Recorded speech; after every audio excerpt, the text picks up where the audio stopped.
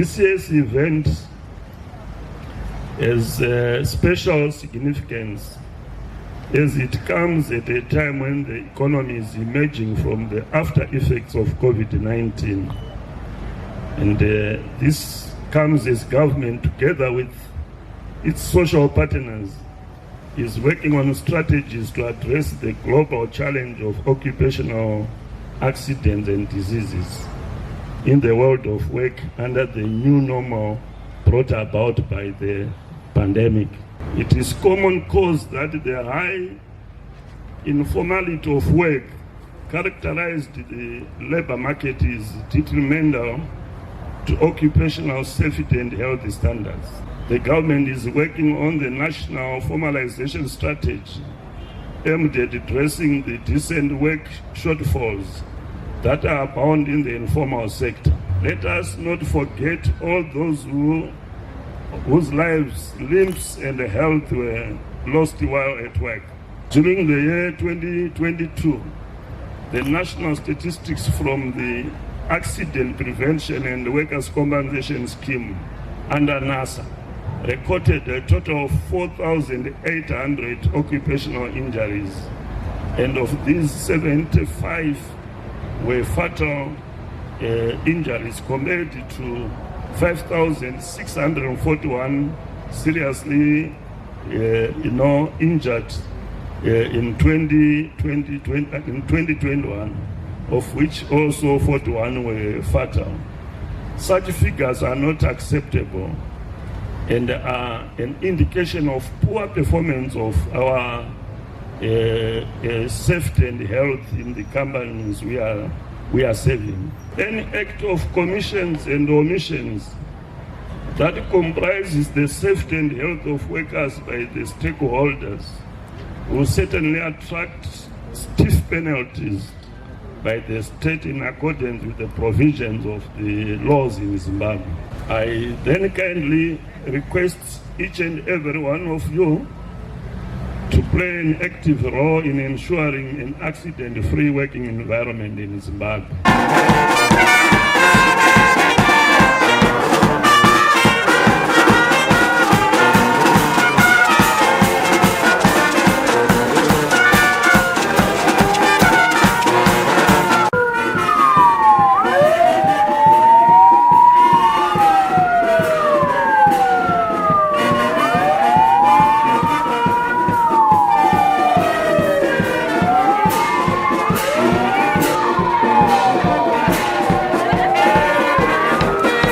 Globally, about 2.6 million workers are injured severely in the workplace. Of these severe injuries, there is up to 270 million who we have got minor injuries, but still related to the workplace. In addition, we have got about 160 million workers who suffer some work-related diseases that they will have acquired in the workplace. These are staggering figures that we need to work as Zimbabwe to try and reduce. Every day, about 6,000 workers die in their workplaces. This translates to about 2.2 million in a year. That's a very staggering figure. Most of these are the young, mainly 18 to 25. What about here in Zimbabwe? We have up to 4,000 injuries that happen every year. We are a very small economy by comparison, and these figures might sound small, but they are very high. We have about 4,000 to 5,000 people who get injured, and these are reported cases. We have around 100 deaths, plus or minus, every year that happen in Zimbabwe. This year's theme, which reads a safe and healthy work environment, a fundamental principles and right at work. Ladies and gentlemen, the theme is premised on the decent work agenda, which seeks to promote delivery of quality jobs, provision of adequate social protection, and respect of all rights at work. As we pursue to achieve economic growth, let us all remember that economic growth should not be attained at the expense of human cost. No worker should get injured or contract an occupational disease or lose their life while creating wealthy for another human being. Safe and healthy working conditions are fundamental to decent work. Decent work means dignity, equality, a fair remuneration, and most importantly, provision of safe working conditions. Ladies and gentlemen, a safe and healthy working environment requires the active participation of government, employers, workers through a system of defined rights, responsibilities, duties, as well as through social dialogue and cooperation.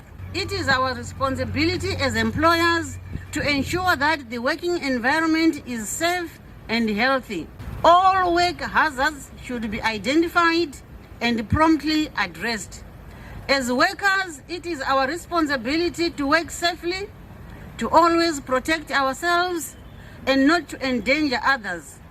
It is also our responsibility to know our rights and to participate in the implementation of preventive measures. Safe and work is productive and profitable work. For us, comrades, in the trade union movement and workers in Zimbabwe, the issues of occupational health and safety at the workplace is at the core of our work.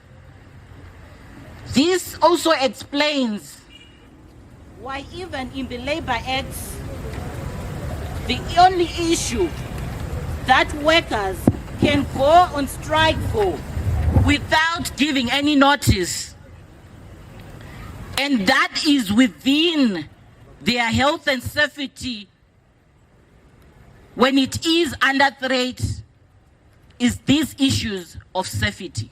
Let's put our heads together, comrades and friends, to stop any preventable and deaths at the workplaces.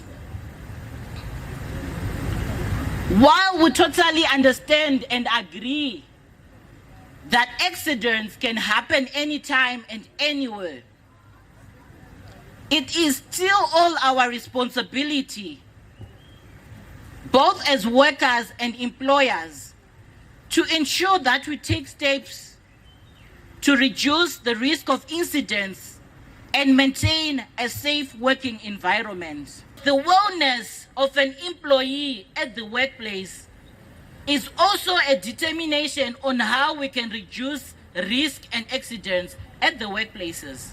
Workers continue to be subjected to unhealthy working environments. They are getting sick more often than before,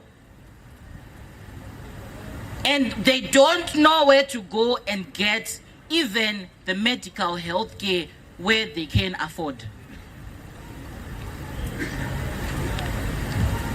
A healthy worker, a mindful worker, is a productive worker. And this cascades to the growth of the economic of Zimbabwe. Industries have safety hazards of some sort and some policies to minimize their effects. The most important aspect of good occupational health and safety policy is identifying these hazards and ensuring that employees have training, safety equipment, safety clothing, and other resources needed for them to work safely. Failure of companies to implement effective policies and precautions can lead to injuries, reduced productivity due to the absence and loss of skilled labor. Workers' compensation claims and possible penalties from authorities have to be clear. Workers need a clear understanding of what should happen and what steps they should take when they are injured.